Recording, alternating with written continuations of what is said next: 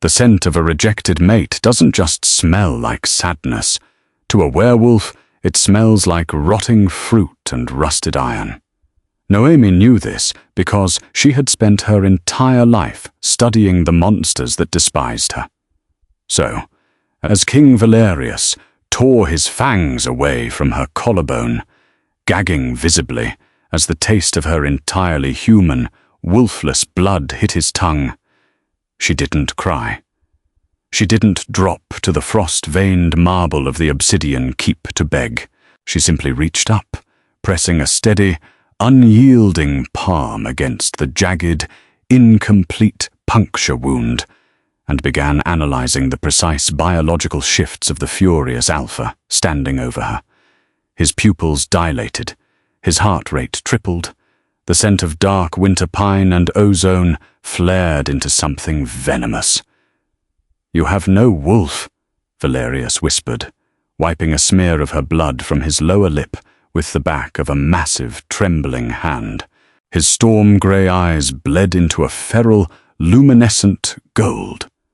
The Grand Hall, packed shoulder to shoulder with the Northern Territory's most lethal shifters, descended into a suffocating, predatory silence. The collective gaze of the pack locked onto Noemi. To them, she wasn't just a political disappointment. She was a biological abomination, a prey animal standing at the altar. "I was promised a Luna." Valerius's voice dropped into a guttural, bone-rattling snarl that carried the crushing weight of an alpha command. Instantly, every lord, general, and elite warrior in the room dropped to their knees, their heads bowing in involuntary submission to their king's wrath. The oppressive wave of magic slammed into the room, but it washed completely over Noemi, leaving her standing entirely upright among a sea of kneeling beasts. "You cannot command a spirit that isn't there. Your father sent me a fragile, fleshy pet." Valerius spat, stepping closer, his massive frame towering over her. A wolfless cripple.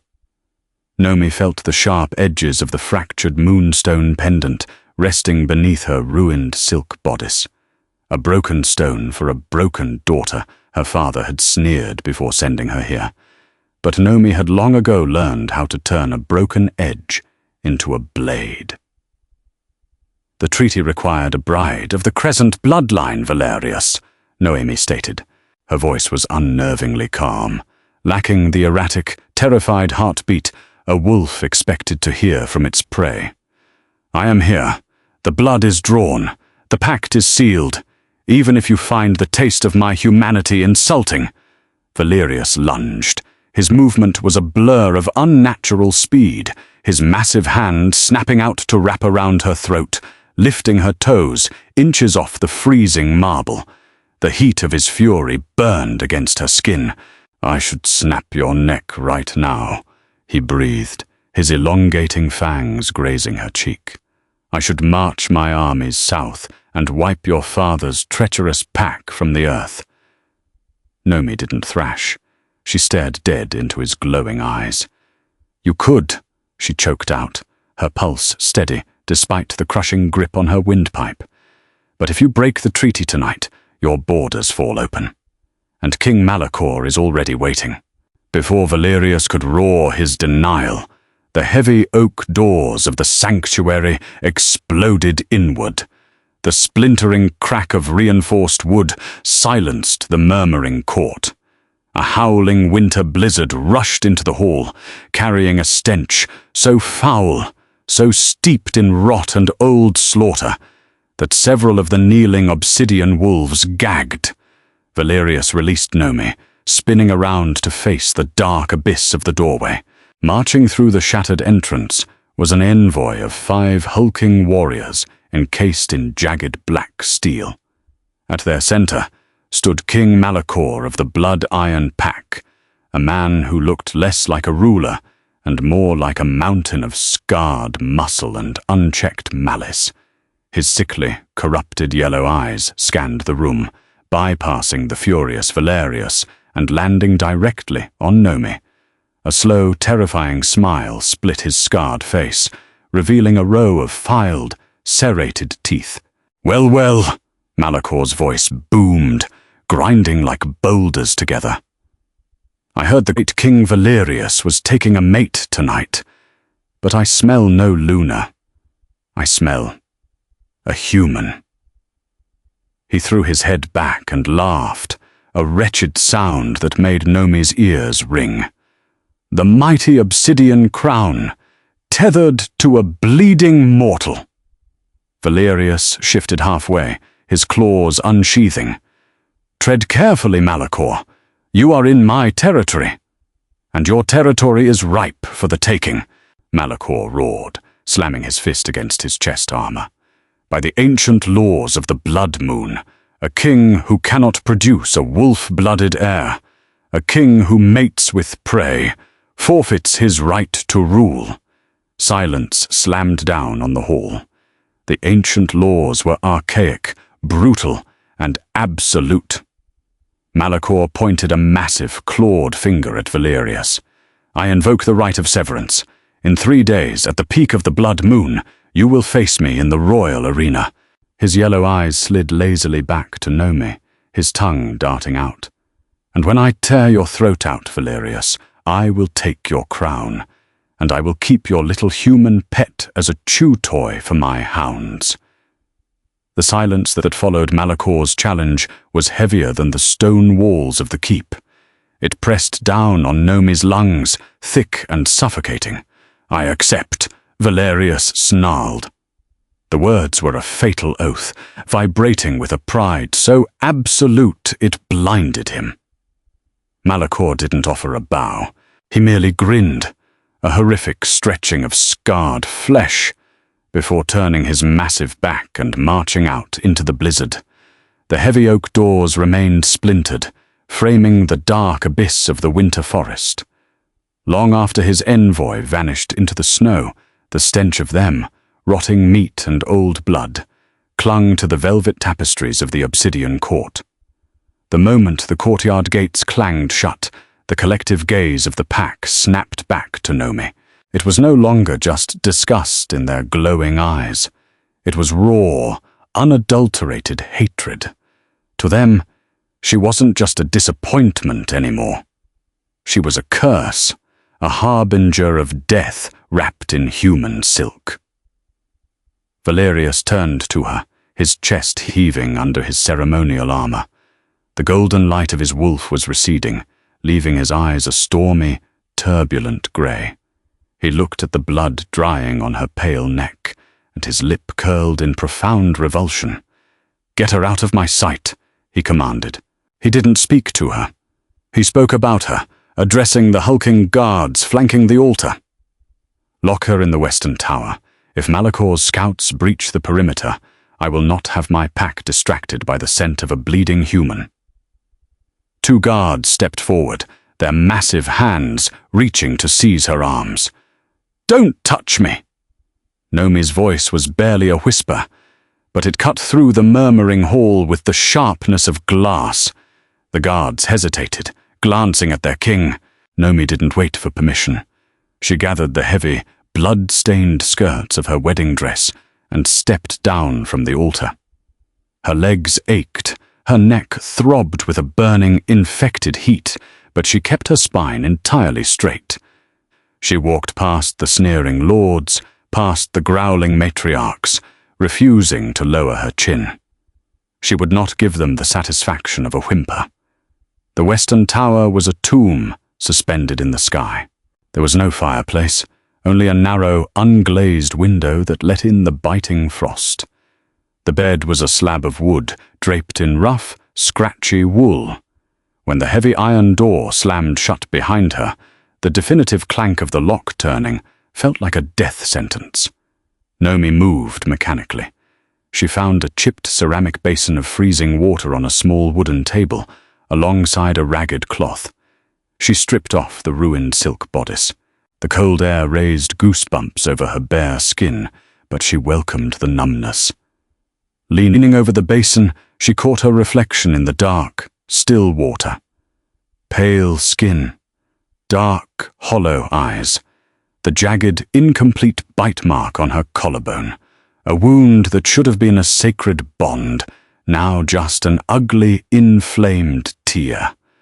She submerged the cloth in the icy water and pressed it hard against the wound. It burned.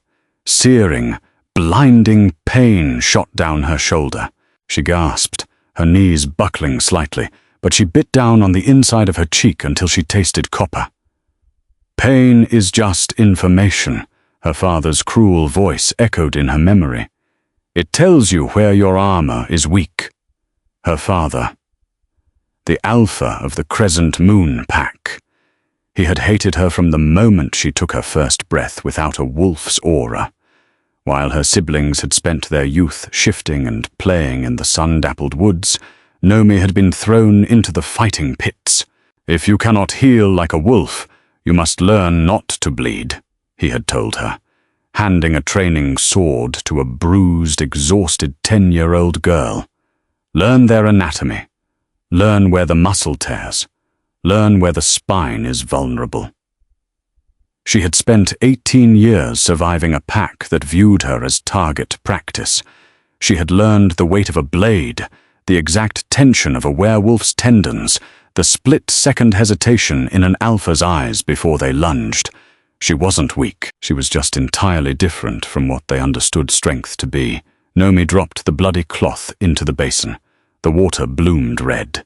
She reached up and unclasped the broken moonstone pendant from her neck, letting the jagged gem rest heavily in her palm. The stone was supposed to symbolize the goddess's protection, but her father had cracked it with a hammer before putting it in a velvet box. A broken stone for a broken daughter. She closed her fist around it, the sharp edges biting into her skin. Outside the window, a chorus of anxious howls rose from the Obsidian Pack's barracks. The wolves were agitated. They could feel the disruption in their pack dynamic. A king's strength was tied directly to his Luna.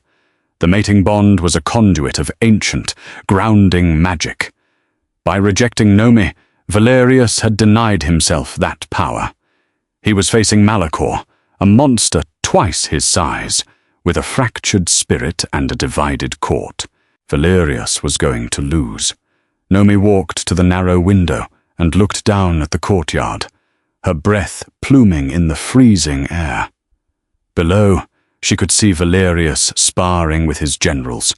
He was fast, yes, brutal, but his strikes were frantic, driven by pride and anger, not precision. If Malachor killed him, the Blood Iron Pack would swarm the keep, and Malachor had already promised what he would do with her. A cold, terrifying clarity settled over Noemi's mind. The trembling in her hands finally stopped. She could not rely on a king who viewed her as a curse. She could not wait for the ancient laws of beasts to dictate her survival. If the wolves of this world wanted to tear each other apart for a crown, they could. But no one, not her father, not Valerius, and certainly not the monstrous Malachor, was going to make a victim out of her again. Nomi stepped away from the window and began to tear the heavy silk of her wedding dress into long, sturdy bandages to wrap her wounds. 3 days. She had 3 days to prepare for a war they didn't even know she was fighting. Hunger is a quiet thief, but cold is a violent interrogator. By the second night in the Western Tower, the freezing drafts had bruised Nomi's skin a mottled purple, but her mind was sharper than it had been in years. The fractured moonstone pendant pressed against her sternum, a constant, sharp reminder of her objective.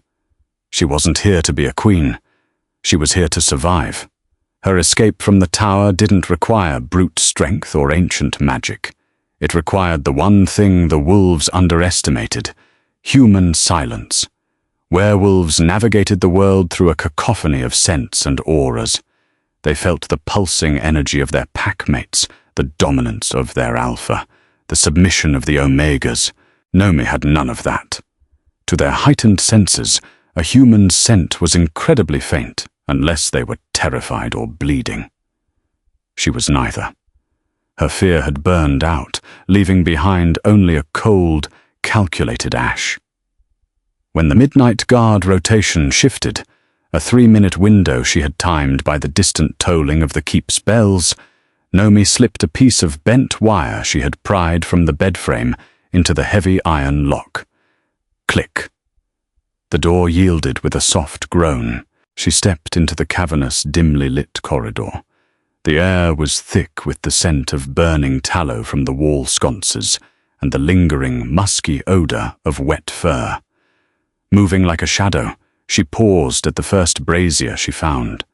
Plunging her hands into the cold soot at its base, she smeared the black ash over her neck, her arms, and the ragged remnants of her dress. Mask the prey, she told herself. Become the stone. A wolf expects you to run. Her father's voice whispered from the darkest corners of her memory, accompanied by the phantom sting of a training whip. They expect the heartbeat of a rabbit. If you breathe like a predator, if you hide in their blind spots, they will look right past you. Her bare feet made no sound against the freezing marble as she descended into the belly of the keep.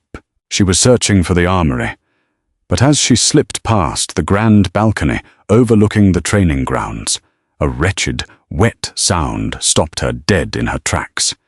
It was a cough, deep, rattling, and fundamentally wrong.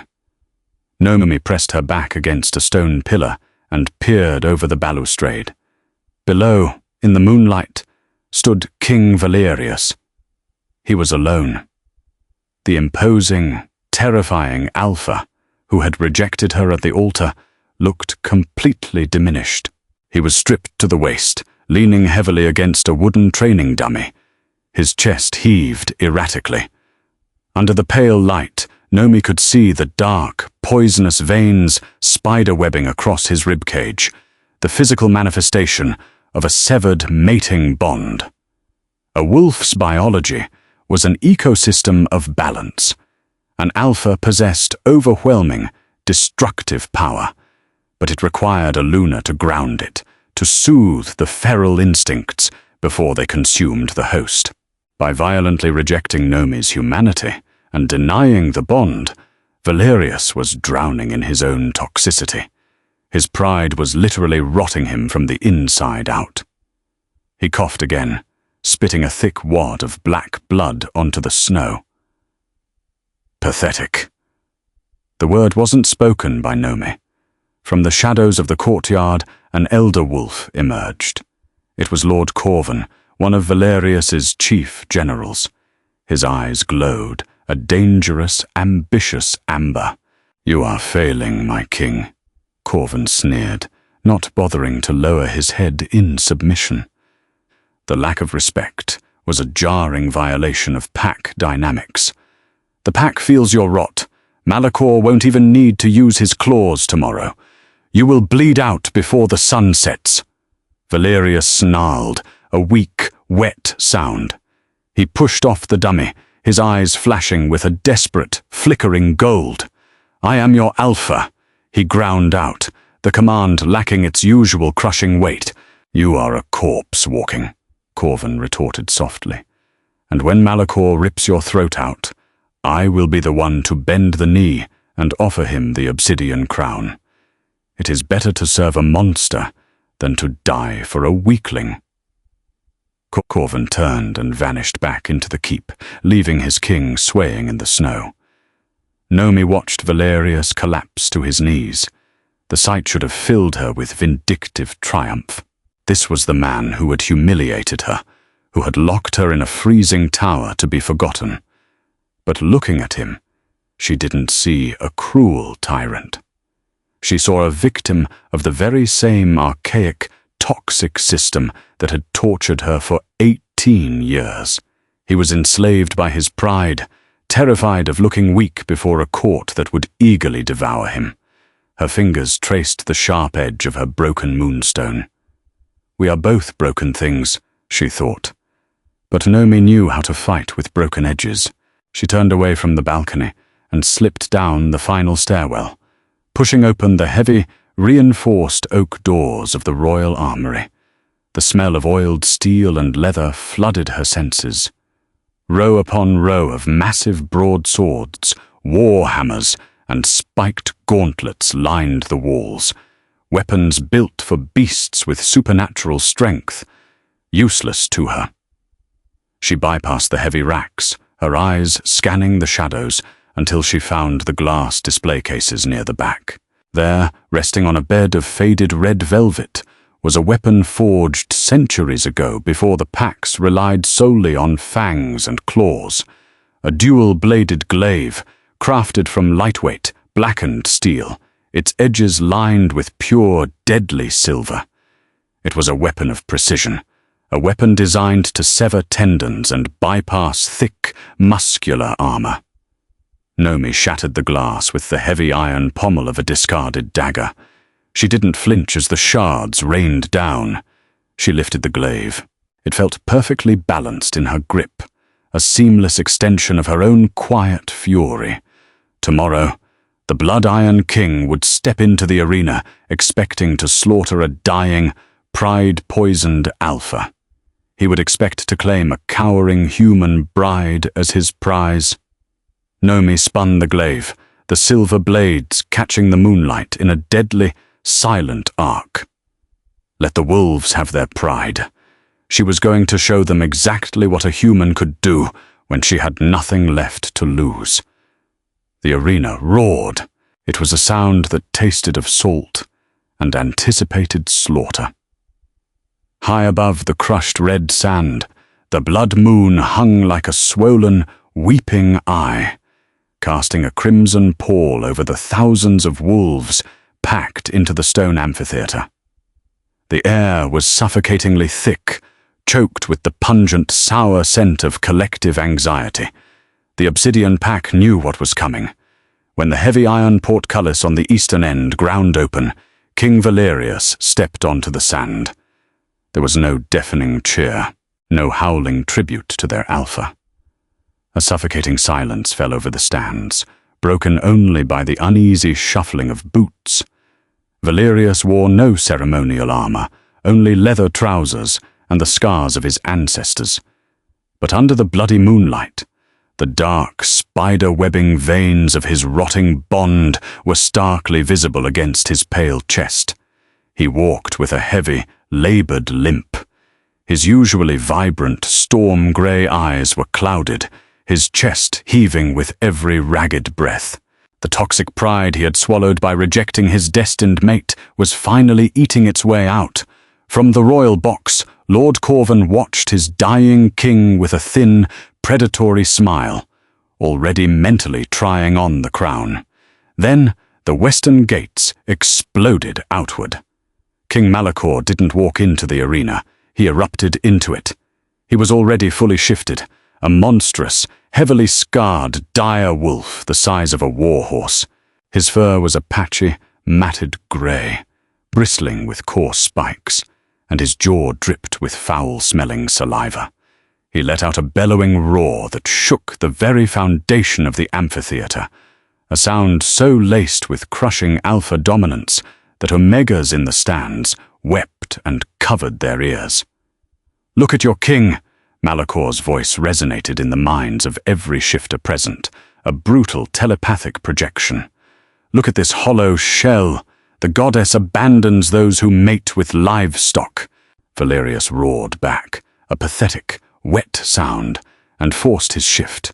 The transformation, usually a fluid explosion of muscle and majesty, was a halting, agonizing tearing of bone and flesh. When he finally stood on four paws, his midnight black coat was dull, his massive frame shuddering under an invisible weight. Malachor didn't wait for the ceremonial howl to commence the duel. He lunged. The impact was like a landslide hitting a fortress wall. Dust and red sand exploded into the air as Malachor's massive jaws clamped down on Valerius's shoulder. Bone cracked, a sharp, sickening sound that echoed into the highest tiers of the arena. Valerius thrashed, his claws raking uselessly against Malachor's thick, battle-hardened hide. He managed to tear a chunk of flesh from Malakor's flank, but the Blood-Iron King didn't even flinch. With a brutal toss of his massive head, Malakor threw Valerius across the arena. The Obsidian King slammed into the stone wall with bone-shattering force. He crumpled to the sand, leaving a dark smear of blood against the rock. He tried to stand. His front left leg gave out, splintered and useless. His golden eyes flickered erratically, dimming into a hazy grey. The pack bond, the ethereal thread connecting an alpha to his people, was fraying.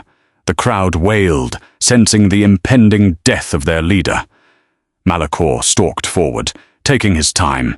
He morphed back into his half-shifted, bipedal form, a hulking monstrosity of muscle, fur, and serrated teeth. He grabbed Valerius by the scruff of his neck and hauled him up, forcing the broken alpha to look out at his weeping pack. "I take your life, Valerius," Malakor rasped, his claws digging into the Obsidian King's throat. "I take your crown, I take your lands, and as for your little human bride, I will make sure she screams your name when I snap her fragile, pathetic bones. You will find my bones are quite difficult to break." The voice was not a roar. It wasn't laced with alpha command or ancient magic. It was clear, calm, and terrifyingly human. Every head in the amphitheater snapped toward the eastern gates. Stepping out from the shadows of the tunnel was Nomi. She wore no armor, only the torn, ruined remnants of her silk wedding gown, now bound tightly around her waist and legs to allow for movement. Her pale skin was painted with streaks of black hearth ash, hiding her scent and casting her face in a skeletal, ghostly pallor. In her hands, she held the stolen silver-lined glaive. The moonlight caught the deadly curves of the dual blades, flashing with a brilliant, blinding white light. Underneath her makeshift bandages, resting against her fiercely beating heart, the broken moonstone pendant dug into her skin. A broken stone for a broken daughter. No, a sharp edge for a sharp world. Malakor paused, a low, rumbling laugh vibrating in his chest. He dropped Valerius into the dirt like a discarded rag. The Obsidian King wheezed, his eyes rolling toward Nomi in absolute, horrified disbelief. "What is this?" Malakor sneered, licking his bloody chops. "The prey walks directly into the maw. Come to beg for your pathetic life, human." Nomi didn't stop walking. Her bare feet made no sound on the crushed sand. She moved with a fluid, terrifying grace, an eerie silence that deeply unsettled the heightened, chaotic senses of the werewolves watching her. She stopped 20 paces from the towering monster. "I am Nomi of the Crescent bloodline," she said, her voice carrying through the silent arena with absolute clarity. "I am the legally bound mate of the Obsidian Crown." She spun the glaive in her hands, the heavy weapon moving as if it weighed nothing at all. She stopped, snapping the blade down to her side, pointing the silver tip directly at Malakor's chest. "And by the ancient laws of the Blood Moon," Noemi stated, her eyes locking onto Malakor's sickly yellow gaze, "I stand as his second. I challenge you for the life of my king." Laughter erupted from the stands. It wasn't a collective gasp of shock. It was a roaring, contemptuous wave of howling mirth that shook the amphitheater. The Obsidian Wolves, even in their despair, couldn't fathom the absurdity of a fleshy, scentless human brandishing a museum relic at an apex predator. Malakor threw his head back, his booming guffaw echoing like rolling thunder. He wiped a tear of amusement from his scarred cheek, his serrated teeth flashing under the crimson moonlight. "A second?" he wheezed, looking up at the jeering crowd. "The mortal wants to play wolf. The goddess has delivered me a comedy before my feast." Valerius, bleeding out into the red sand, forced his heavy head up. His golden eyes were dimming rapidly, the black veins of his toxic pride reaching his throat. "Nomi! Run!" he choked out. coughing up dark ichor. It was the first time he had spoken her name without venom. It wasn't an alpha's command. It was a plea. She ignored him. Her eyes were locked on Malakor's massive tree-trunk legs. Target the load-bearing joints, she reminded herself, her grip tightening on the blackened steel of the glaive. He is top-heavy, driven by rage, blinded by arrogance. Malakor stopped laughing. His eyes narrowed, flashing a deadly, corrupted yellow. "I'll make this slow," he purred, his voice dropping into a guttural rumble. "I'll peel that ash from your skin while you scream for a king who can't even stand." He didn't bother shifting fully back into his dire wolf form. He didn't need to. As a half-shifted brute, he possessed enough raw kinetic force to punch through solid oak. He dug his heavy boots into the sand and charged. The ground trembled. The crowd fell completely silent, bracing for the inevitable spray of human blood. But Nomi didn't freeze. She didn't cower. She stepped into his guard. Malakor swung a massive, clawed hand in a wide, devastating arc, aiming to decapitate her in a single, lazy swipe. Nomi dropped to her knees, the sharp wind of his claws rustling the dark hair at the crown of her head. As she slid forward on the slick sand, passing directly under his heavy, overextended arm, she drove the glaive upward. Shing. The silver-lined blade sliced cleanly through the thick, unguarded hide of Malakor's underarm, biting deep into the axillary nerve. The Blood-Iron King roared, not in fury, but in sudden, blinding agony. Silver wasn't just a metal to shifters. It was a localized cellular wildfire. The moment it touched his bloodstream, the wound sizzled violently. The pungent, acrid stench of burning meat and singed fur instantly overpowered the smell of iron in the arena. Malakor stumbled forward, his momentum carrying him past her. His massive right arm suddenly hung limp and useless at his side, the tendons severed, the flesh cauterized by the blessed metal. The amphitheater went dead silent. The mocking howls died in the throats of thousands of wolves. Malakor spun around, his face twisted in absolute disbelief. "You little rat," he hissed, the pain making his jaws chatter. He lunged again, clumsy this time, leading with his left hand. But Nomi was already moving. A wolf fights with rhythm, dominance, and scent. They expect you to fight back with the same language. Nomi fought like water, yielding, flowing, and crashing back with deadly, silent force. She danced away from his sweeping strike, the heavy silver blades of the glaive spinning in her hands like a windmill. She was entirely unpredictable. Because she had no wolf to project her intentions, Malakor's heightened senses couldn't predict her next movement. He was fighting a ghost. As Malakor overbalanced, Noemi pivoted on her heel. She whipped the back end of the glaive around, catching Malakor directly behind his left kneecap.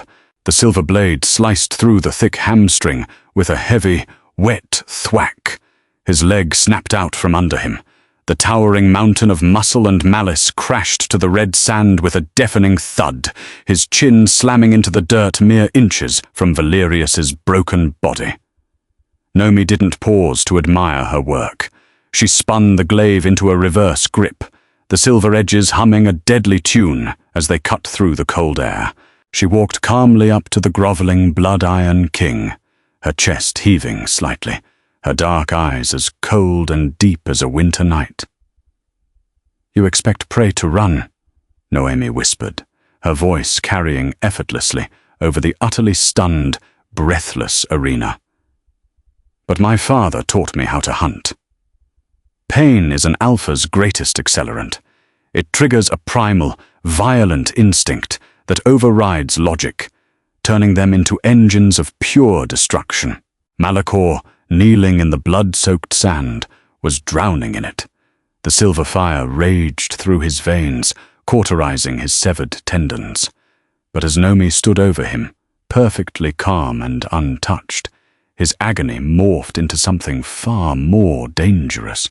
Profound, world-shattering humiliation. "You!"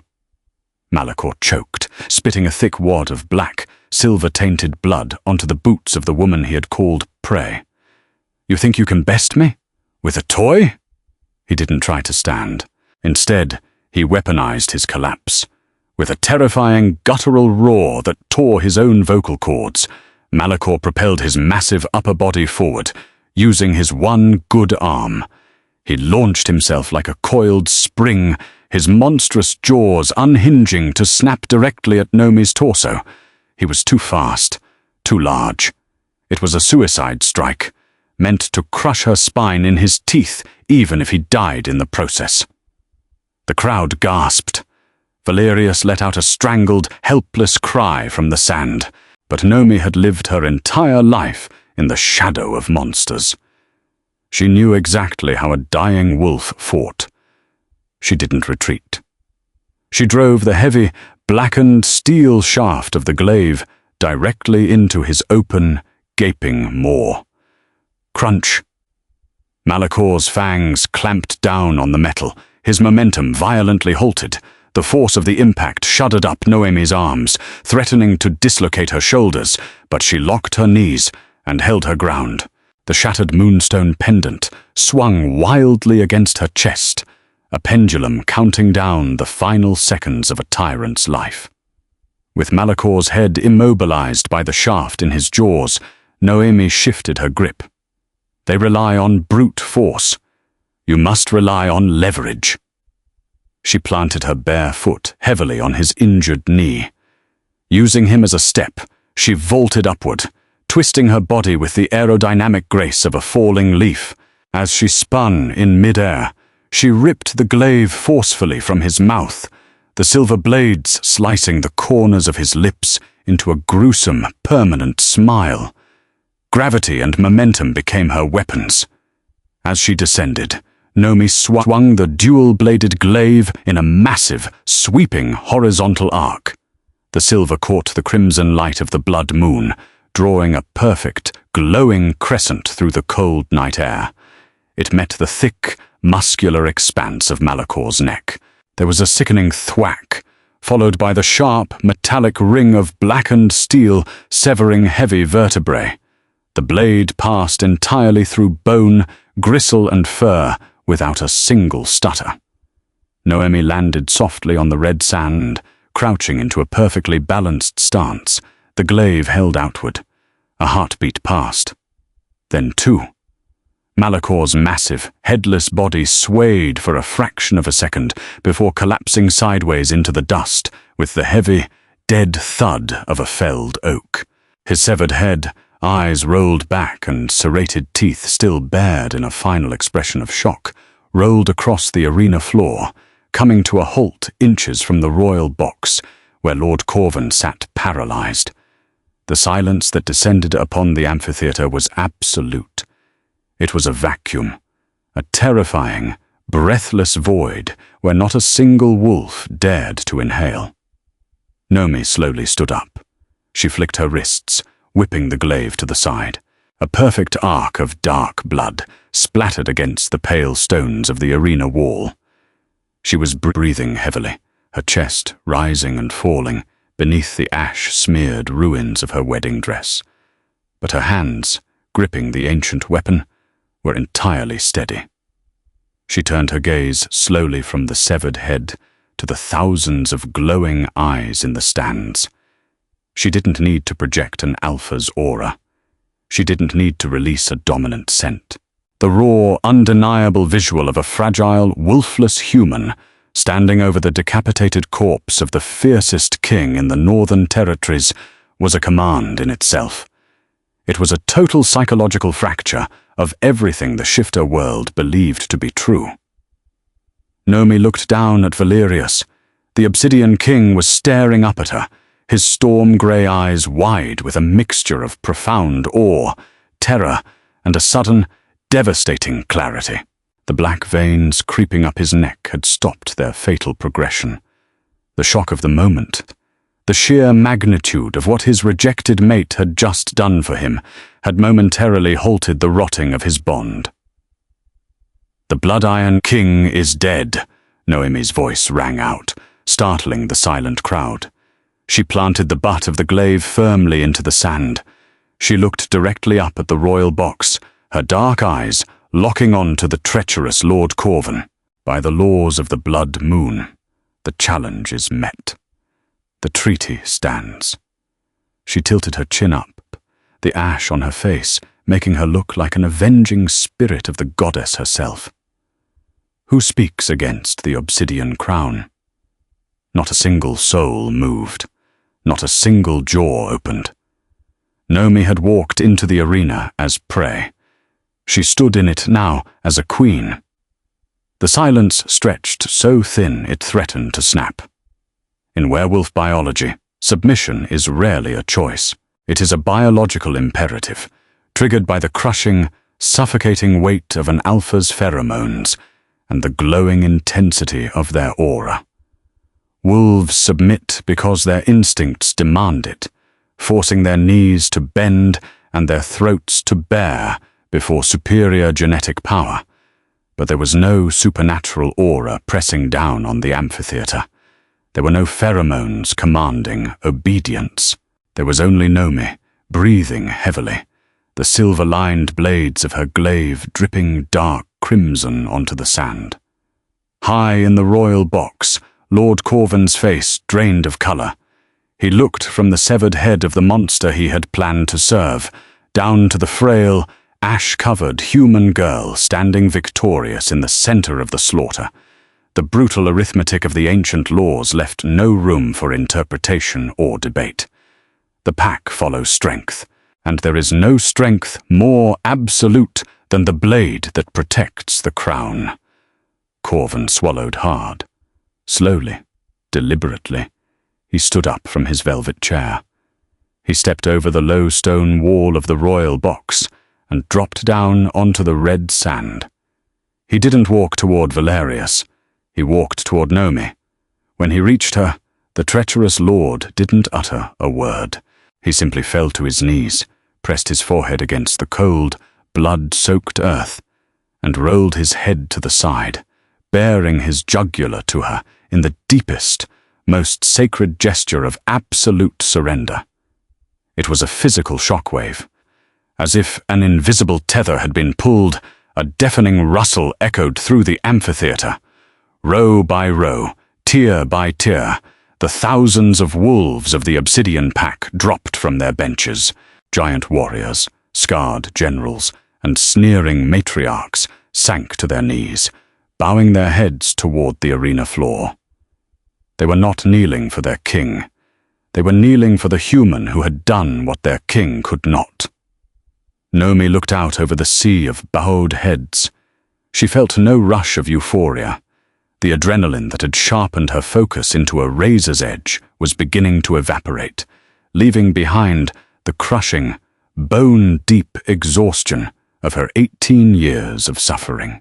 The deep gash on her collarbone, the rejected mating bite, throbbed with a sickening heat. A ragged, wet gasp broke her focus. Valerius was dragging himself across the sand toward her.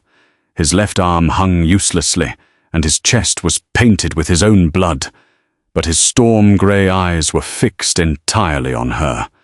The dark, poisonous veins of the rotting bond were receding, chased away by the sheer, overwhelming surge of awe radiating from his fractured soul. He had looked at her before, and smelled only wilted jasmine, salt, and human frailty. Now, his ruined senses were flooded with a scent that struck him like a physical blow. It was still jasmine, yes, but it was wrapped in the sharp, metallic tang of iron, the biting cold of winter frost, and the dark, unyielding gravity of hearth ash. It was the scent of a true protector, the scent of a queen. The mating bond, previously dormant and rejected, roared to life within Valerius's chest with a violent, desperate hunger. His wolf, previously repulsed by her lack of fur and fangs, was now howling in profound reverence, clawing at the walls of his mind to be near her. "Nomi!" Valerius choked out, his bloodied hand reaching blindly across the dirt to brush the hem of her ruined, ash-stained dress. My Luna!" Nomi looked down at him. Her face was an unreadable mask of soot and pale skin. She didn't drop to her knees to cradle his head. She didn't offer a gentle, forgiving smile. The years of abuse at her father's hands, compounded by the profound humiliation Valerius had inflicted upon her at the altar, had built a fortress around her heart that a single act of combat could not dismantle. "Do not call me that," Nomi said, her voice quiet, but hard enough to shatter flint. Valerius flinched as if she had struck him. The pain in his eyes had nothing to do with his broken bones. "I was blind," he whispered, his voice cracking, tears tracking through the dirt on his face. "I let my pride, I let the laws of beasts cloud what the goddess gave me. You saved my life. You saved my pack." "I saved myself," Nomi corrected him coldly. She took a slow step backward, pulling the hem of her torn dress out of his desperate grasp. She reached up, her fingers wrapping around the broken moonstone pendant resting against her chest. "You wanted a warrior of the Crescent bloodline. You wanted a wolf who could bare her fangs at your enemies." Nomi let the glaive fall from her hand. It hit the sand with a heavy, final thud. "I am none of those things, Valerius. I am exactly what you called me, a frail, fleshy mortal." She turned her back on the broken king. The sea of kneeling wolves parted instinctively as she approached the western gates. They didn't dare look up. They didn't dare breathe too loudly. They simply made way for the wolfless bride, leaving their alpha bleeding and weeping in the dirt, entirely eclipsed by the shadow of the human he had thrown away. Adrenaline is a brilliant liar. It tells you that you are invincible. It convinces your fragile bones that they are forged from iron, and your lungs that they can swallow the wind. It shields your mind from the horrifying reality of what you are doing. But when it finally evaporates from the bloodstream, the truth crashes down like a collapsed roof.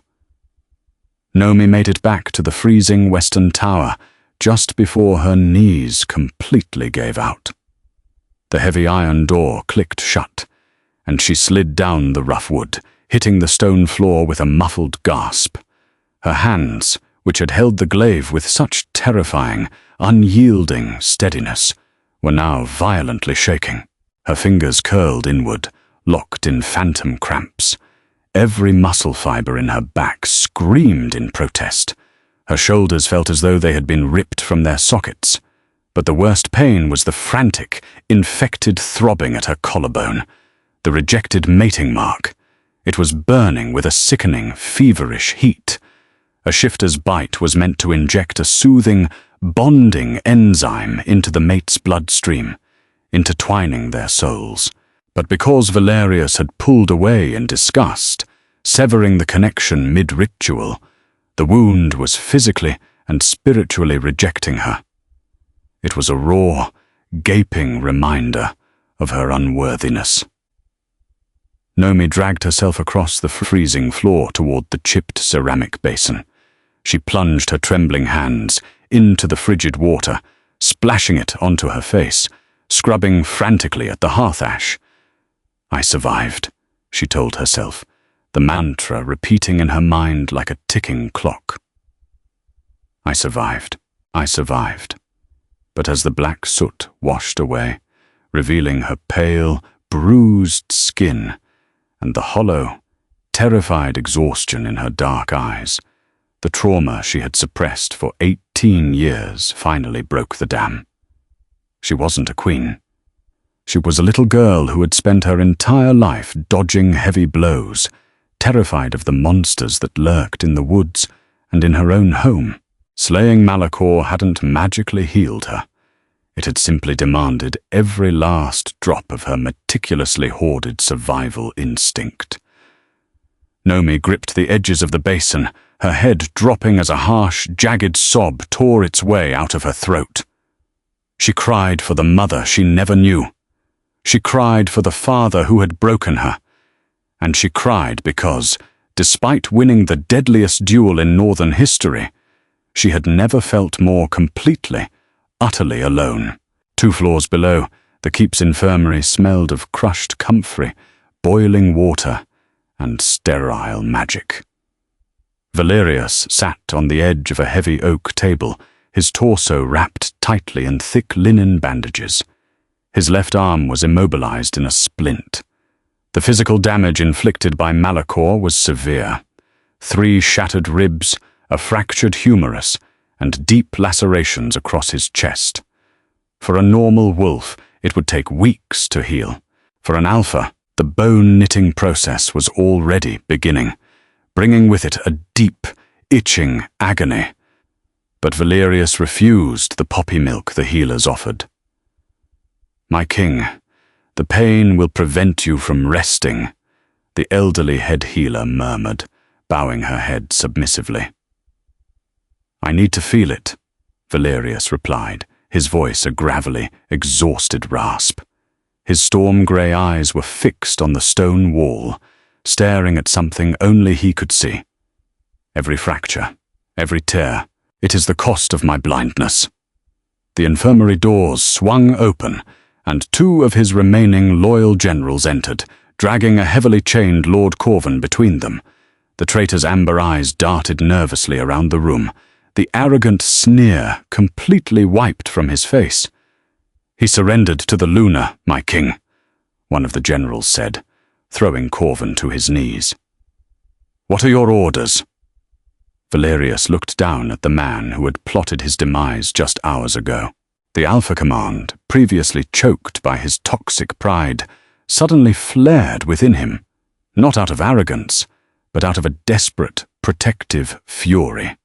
The air in the room grew instantly heavy, the scent of dark winter pine and ozone suffocating the space. "Strip him of his titles. Banish him to the Deadlands," Valerius commanded, his tone leaving absolutely no room for mercy. "If he steps foot within Obsidian borders again, kill him on sight." As the guards dragged a whimpering Corvan away, Valerius slowly stood up. His broken ribs ground together, sending a blinding flash of white-hot pain through his chest, but he forced himself to breathe through it. "I am exactly what you called me, a frail, fleshy mortal." Her words echoed in his skull, sharper than any blade. He had looked at a diamond and discarded it, because it wasn't shaped like a sword. He had allowed the toxic, archaic traditions of his ancestors to poison his mind, nearly costing him his kingdom, his life, and the only soul the goddess had perfectly tailored to balance his own. Valerius limped out of the infirmary, dismissing his guards with a sharp wave of his good hand. He didn't head to his royal chambers. He dragged his battered body up the winding, draughty stone stairs toward the western tower. His heightened hearing picked up her heartbeat long before he reached the heavy iron door. It wasn't the slow, steady rhythm of the warrior he had seen in the arena. It was frantic, stuttering, and laced with the undeniable scent of salt tears and profound, isolating grief. Valerius stopped outside the door.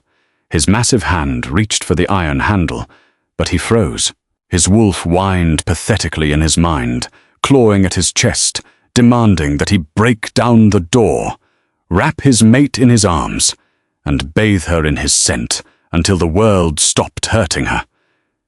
It was the deepest instinct of an alpha to conquer and claim. But Valerius finally understood that he couldn't conquer Nomi. She had already conquered him. To barge into her sanctuary now would just be another exercise of toxic royal power. She didn't need an alpha commanding her to heal.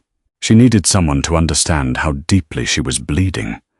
Slowly, agonizingly, the terrifying king of the Obsidian Pack lowered himself to the freezing stone floor outside her door. He leaned his broad, bandaged back against the heavy oak, pulled his knees up and bowed his head. He didn't speak. He didn't knock. He simply sat in the freezing draught, standing guard over a broken door, beginning the long, quiet penance of a monster, learning how to be a man. The fever set in just before dawn. It started as a dull ache in the marrow of Nomi's bones and bloomed into a suffocating dry heat that made her skin feel too tight. She lay on the rough wool blankets, shivering violently despite the sweat plastering her dark hair to her forehead. Her hand drifted to her collarbone. The rejected mating bite was no longer just an inflamed tear. It was a vicious, pulsing ring of dark, necrotic purple. A werewolf's bite is a lock. The saliva is the key.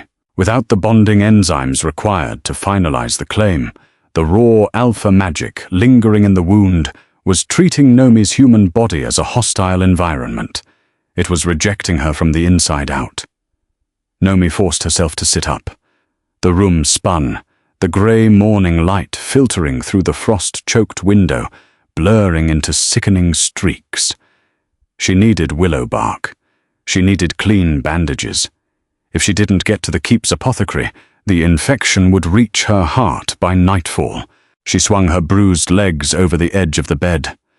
Every muscle she had used to wield the silver glaive screamed in agony, locking up and trembling as she forced herself to stand. She leaned heavily against the damp stone wall, using it as a crutch to drag her dead weight toward the heavy iron door. Her bloody, ash-stained fingers fumbled with the latch. She fully expected to find a rotation of hulking armed guards waiting to escort her. She pulled the door inward. A massive shadow fell across the threshold. Nomi stumbled back, her breath catching in her throat, her hand instinctively flying to where she had dropped the glaive in the arena. She had nothing. But it wasn't a guard. Sitting on the freezing stone floor, his knees pulled up to his heavily bandaged chest, was King Valerius. He had spent the entire night in the freezing draught, a monstrous, terrifying apex predator, reduced to a quiet sentry outside a wooden door. At the sound of the latch, his head snapped up. His storm-grey eyes were bloodshot and ringed with deep, purple exhaustion. When he saw her, he didn't surge to his feet. He didn't flood the corridor with his suffocating alpha presence. He stayed exactly where he was, deliberately keeping himself lower than her. "You're awake," Valerius murmured, his voice a gravelly, damaged rasp. Nomi stared at him, her fever-addled brain struggling to process the image. The king of the obsidian pack, shivering in the cold, guarding a wolfless human. "What are you doing here?" she breathed, her voice trembling from the chill racking her spine. "Keeping the court away," he answered simply.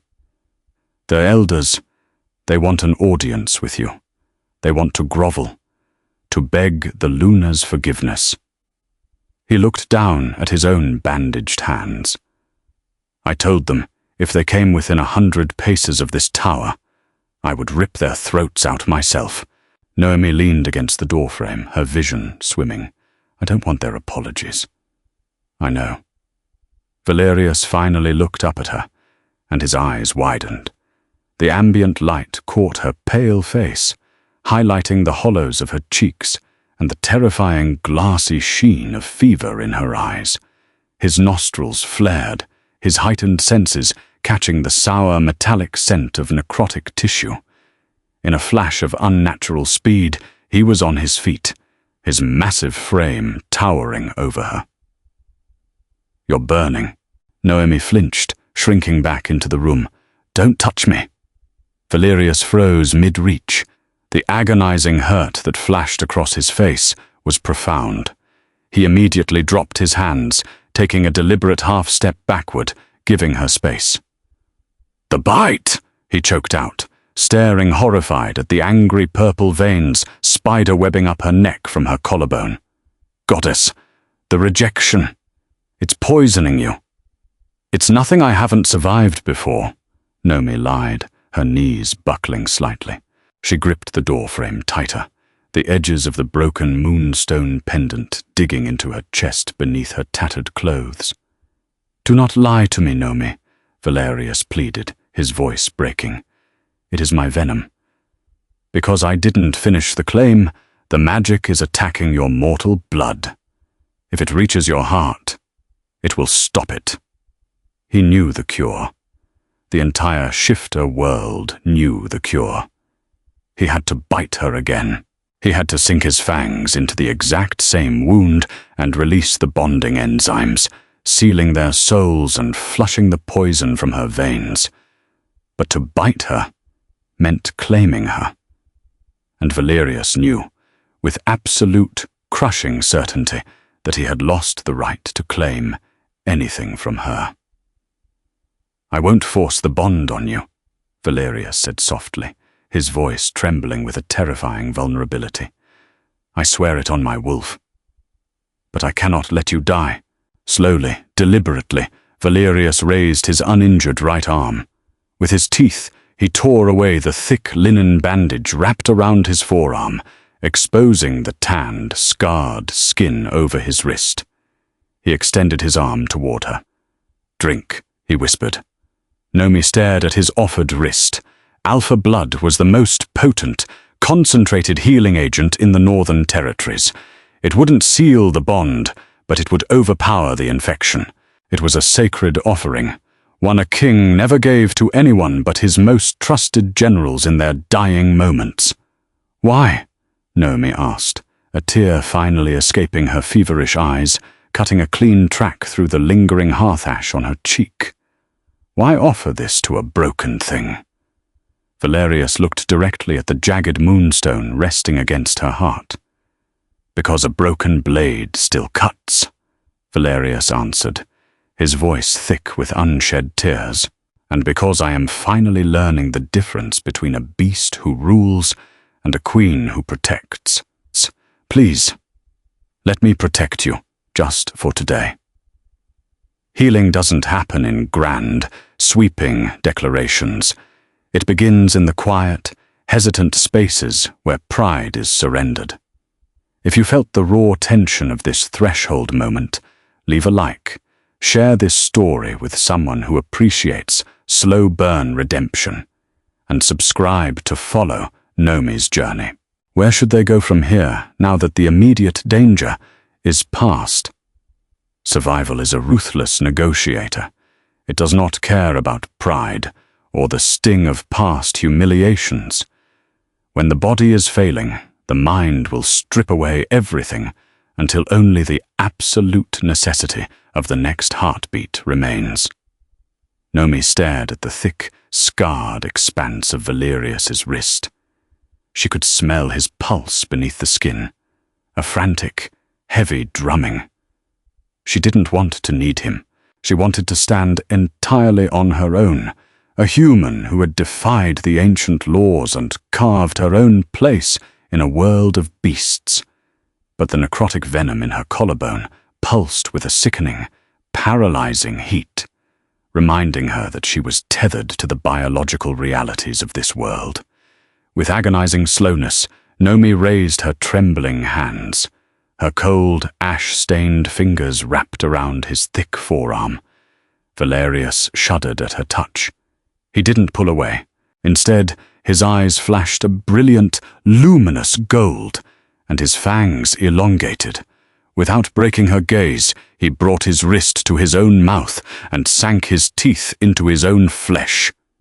He didn't flinch as he tore the vein open. He simply lowered his arm back down to her lips. The blood that welled from the puncture wounds wasn't just crimson.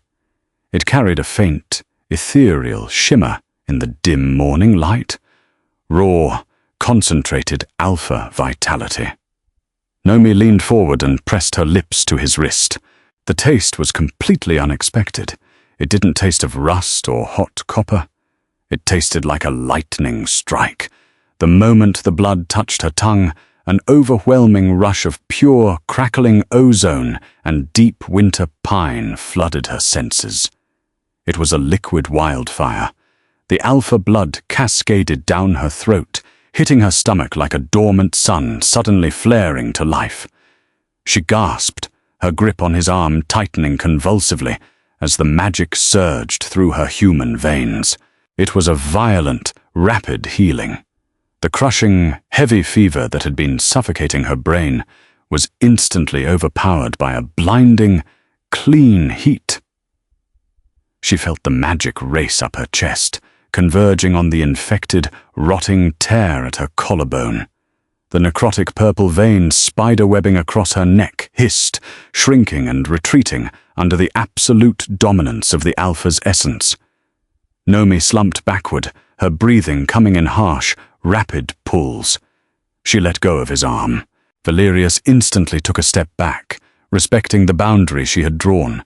The wound on his wrist was already knitting itself closed, his own accelerated healing taking over.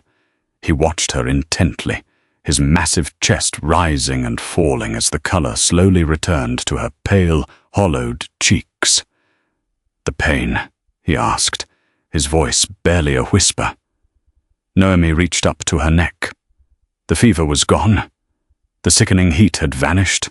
The wound remained, a jagged, incomplete crescent, but it was no longer an angry, infected red. It had cooled into a smooth, silvery scar. "It's gone," she breathed, genuinely shocked by the sheer potency of the magic. She looked up at him, expecting to see the smug, arrogant Alpha who demanded payment for his mercy. Instead, she saw a ruined, exhausted man. "Good," Valerius murmured. He looked down at the freezing stone floor, refusing to meet her eyes, as if looking directly at her was a privilege he no longer possessed. "There is clean water by the door, and fresh clothes. When you are ready, whenever you are ready, the keep is yours to command. You are not a prisoner here, Nomi. You never should have been." He turned his broad back to her and stepped out into the dark, drafty corridor. Valerius. The name left her lips before she could stop it. He froze, his broad shoulders stiffening beneath the heavy linen bandages wrapped around his ribs. "Why didn't you command me?" Nomi asked, her voice steadying as the Alpha blood fortified her muscles. "In the arena, when I stepped out, you could have commanded the pack to stop me. You could have saved your own pride." Valerius slowly turned his head, looking back at her over his shoulder. The grey light of the dawn caught the deep, remorseful lines etched around his mouth. "Because a king who relies on commands to inspire loyalty is already dead," he said softly. "And because, in that moment, I realized the goddess didn't send you to me so I could protect you. She sent you to me so you could teach me what true strength actually looks like." He didn't wait for a response. He closed the heavy iron door with a soft, definitive click, leaving her alone in the quiet sanctuary of the tower. For the first time in 18 years, Nomi slept without keeping one ear tuned to the sounds of the corridor. When she finally woke, the winter sun was hanging low and heavy in the afternoon sky, casting long, golden shadows across the stone floor. The bowl of water Valerius had promised sat on a small table, alongside a neatly folded pile of deep blue velvet and thick white fur. It wasn't the gaudy, impractical silk of a ceremonial bride. It was the tailored, functional tunic and heavy cloak of a northern hunter. She stripped off the ruined, blood-soaked rags of her wedding dress and washed the remaining hearth ash from her skin. The cold water felt grounding, washing away the ghost of the arena. She slipped into the velvet tunic.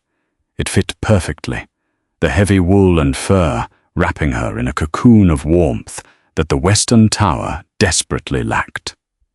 She picked up the broken moonstone pendant from the wooden table. She didn't put it back on.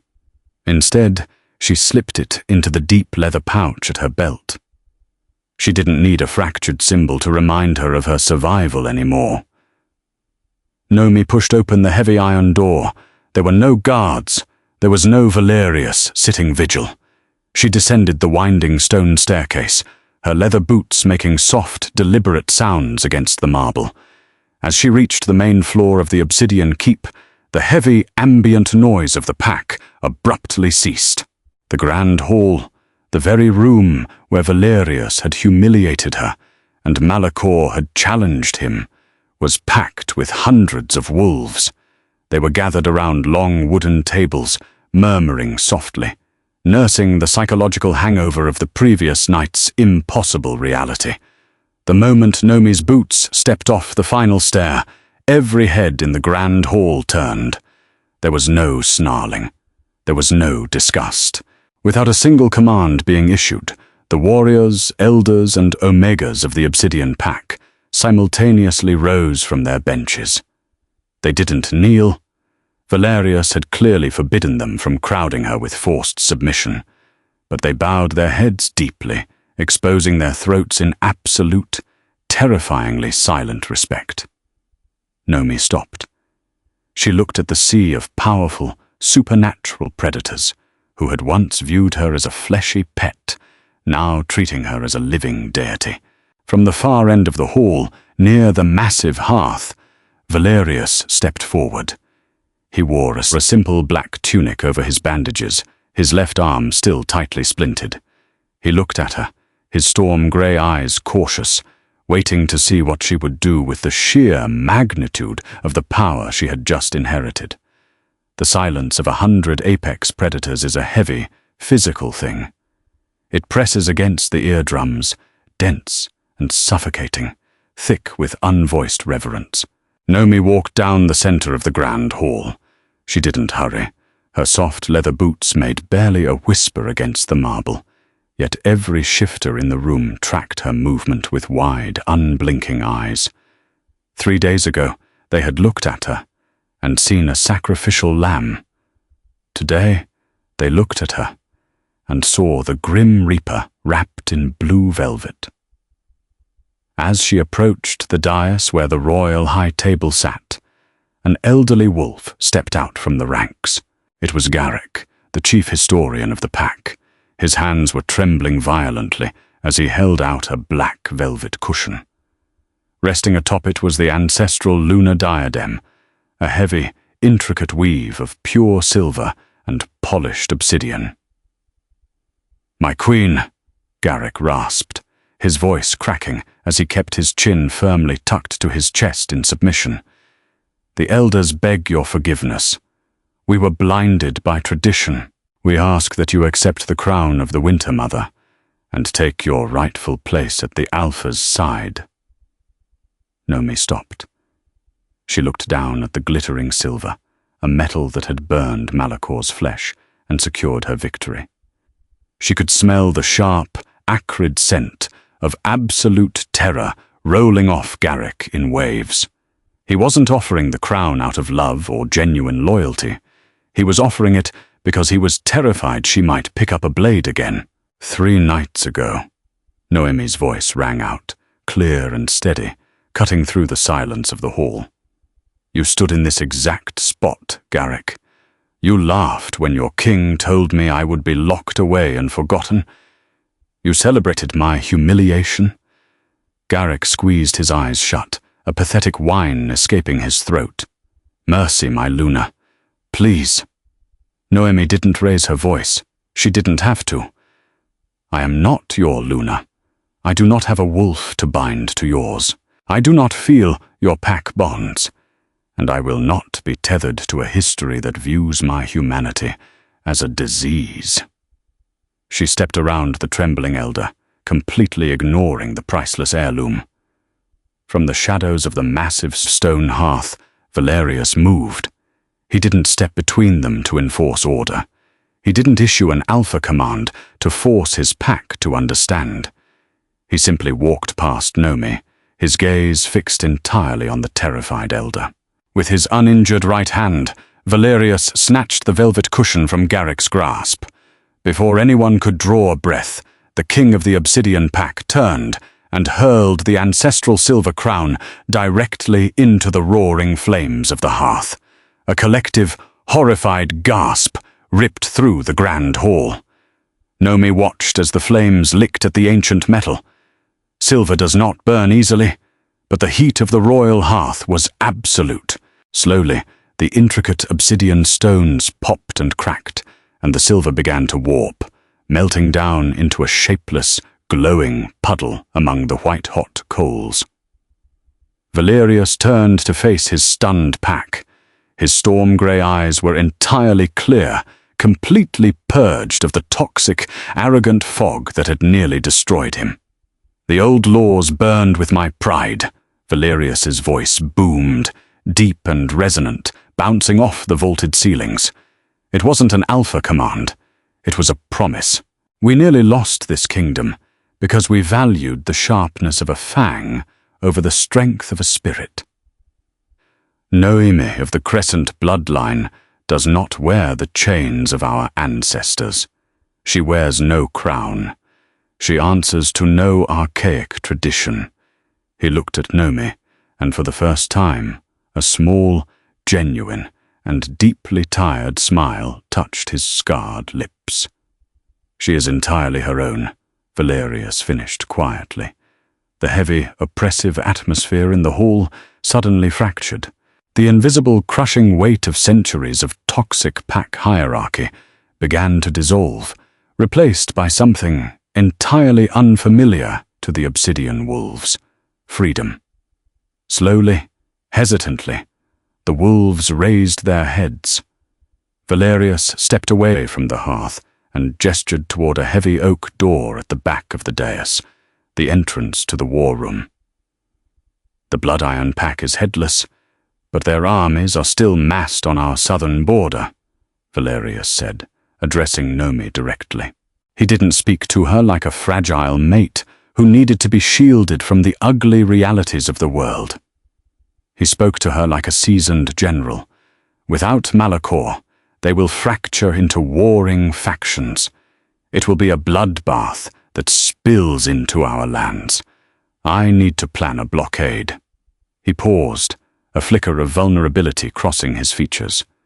"Your father trained you in siege tactics and anatomy.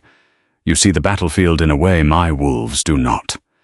I would value your mind at the table. If you are willing." Noemi felt a strange, unfamiliar sensation bloom in her chest. For 18 years, her knowledge had been extracted from her through pain. Her father had forced her to learn strategy to survive his beatings. Here, in the heart of the kingdom that had tried to break her, a king was asking for her intellect, not demanding her obedience, not commanding her blood, asking for her mind. She looked at the melted silver in the hearth, then at the heavy oak door. "I prefer the high ground for a blockade," Noemi said, her voice dropping the icy armor she had worn since her arrival. "If we choke their supply lines through the narrow pass at Jagged Ridge, their factions will turn on each other before they ever reach our borders." Valerius's eyes brightened, a spark of genuine awe illuminating his exhausted features. He stepped back, leaving the path to the war room entirely open for her. "Then we map the ridge." As Nomi walked past him, moving out of the grand hall and into the quiet sanctuary of the war room, the frantic, hyper-vigilant drumming of her heart finally began to slow. The scent of ozone, winter pine, and wood smoke wrapped around her like a heavy, protective blanket. She wasn't just surviving anymore. She was building. True authority is never found in a crown. It is forged in the fires of survival and mutual respect. If Noemi's journey from a discarded human bride to the brilliant strategic mind of a new era resonates with you, leave a like, share this story, and subscribe to witness the final resolution of her path to healing. Spring did not arrive in the Northern Territories with a triumphant roar. It came as a quiet exhalation, the heavy, Suffocating snowdrifts that had choked the obsidian keep for months slowly began to weep, turning the frost-veined marble of the courtyards into mirrors of melted ice. The air lost its biting edge, replaced by the deep, earthy scent of damp soil, thawing pine, and the faint, promising sweetness of budding jasmine. Nomi stood on the grand balcony overlooking the training grounds. It was the exact spot where, months ago, she had watched a dying, pride-poisoned king cough black blood into the snow. Down below, the grounds were alive with the rhythmic clatter of wooden training swords and the heavy thuds of sparring warriors. They were drilling the defensive formations she had designed. The blockade at Jagged Ridge had been a brutal, bloodless masterpiece. Just as Nomi had predicted, the Blood Iron factions, devoid of an alpha's crushing authority, had immediately turned their fangs on one another. Starved of supply lines and trapped in the narrow mountain pass, the monstrous army had fractured and bled itself dry without a single obsidian wolf having to unsheathe their claws. The northern borders were entirely secure. Nomi rested her hands on the stone balustrade. She wore no armor today, only a simple, flowing dress of deep charcoal wool. Her dark hair caught the pale spring sunlight. "You are thinking in tactical formations again." The deep, rumbling voice sent a warm shiver down her spine. Nomi didn't turn around as Valerius stepped onto the balcony, moving with a silent, fluid grace that belied his massive size. He stopped beside her, close enough that the heat radiating from his body cut through the lingering morning chill, but maintaining the respectful distance he had kept for months. He looked healthy. The storm grey of his eyes was clear and vibrant, completely free of the toxic fog that had once blinded him. His scent, winter pine and crackling ozone, was no longer a suffocating alpha command. It was a grounding, steady anchor. "I was actually thinking about the snow," Nomi replied softly, a faint smile touching her lips. "I spent my entire life shivering. I never thought I would appreciate watching the ice melt." Valerius looked down at her, his expression softening into something devastatingly tender. He reached into the pocket of his dark leather tunic. "I have something for you," he murmured. "I noticed you stopped wearing it." He opened his massive, calloused palm. Resting in the center was the moonstone pendant, but it was no longer a jagged, mocking symbol of a broken daughter. Valerius had taken the fractured pieces to the keep's finest artisan. Instead of trying to melt the stone down and forge a flawless, fake replacement, the artisan had set the sharp, shattered shards into a band of polished, midnight black obsidian. The cracks between the pale moonstone pieces were filled with delicate veins of pure, molten gold. It was breathtaking. It didn't hide the damage. It elevated it. Nomi's breath hitched. She reached out, her fingers trembling slightly as she traced the golden fractures. "Valerius." "This is a kintsugi setting," Valerius explained softly, his voice a low rumble in his chest. "Old Eastern philosophy. They believe that when something has suffered damage and has a history, it becomes more beautiful. The breaks aren't something to hide. They are the exact places where the light gets in." He looked into her dark eyes, completely stripping away any remaining armor between them. "My pack broke you." "I broke you," he whispered, the raw honesty in his voice carrying the weight of total repentance. "I cannot erase the scars, Nomi. But I will spend the rest of my life making sure the fractures are lined with gold." Nomi looked down at the pendant, her throat tight with a sudden, overwhelming surge of emotion. For 18 years she had been told she was defective. She had built her survival on the premise that her brokenness made her a weapon. But looking at the moonstone now, feeling the steady, unconditional warmth radiating from the man beside her. She realized she didn't have to be a weapon anymore. She turned her back to him, lifting the heavy mass of her dark hair off her neck. "Put it on me," she asked quietly. Valeria stepped closer. His large, scarred hands were incredibly gentle as he draped the obsidian chain around her neck, securing the clasp at her nape. As he lowered his hands, his knuckles lightly brushed against her collarbone. His fingers ghosted over the smooth, silvery crescent scar, the site of the rejected mating bite. Nomi didn't flinch. She leaned back, ever so slightly, into the solid wall of his chest. Valerius closed his eyes, overwhelmed by the profound trust in that tiny, yielding movement. He lowered his head, his breathing slightly ragged. He didn't bare his fangs. He didn't seek to claim, or mark, or dominate. Very gently, he pressed a soft, lingering kiss directly over the silvery scar. It was a total rewriting of their history. The wound that had been inflicted in disgust and rejection was finally closed with absolute reverence.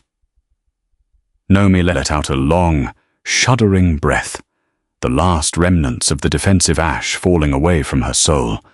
The scent of winter pine enveloped her, perfectly mingling with the warm, resilient fragrance of blossoming jasmine. They stood together on the balcony, a king who had learned how to kneel and a human who had learned how to rule, watching the sun finally break across a kingdom that was entirely, beautifully their own. Scars do not dictate our future. They simply map the battles we have already won, showing us exactly where we have grown the strongest. If Noemi and Valerius's journey from shattered pride to a profound love forged in mutual respect gave you hope today, please leave a like, share this story with someone who needs a reminder of their own quiet strength, and subscribe for more tales of deep, psychological resilience. Until next time, remember that the most unbreakable blades are often the ones that have been broken before.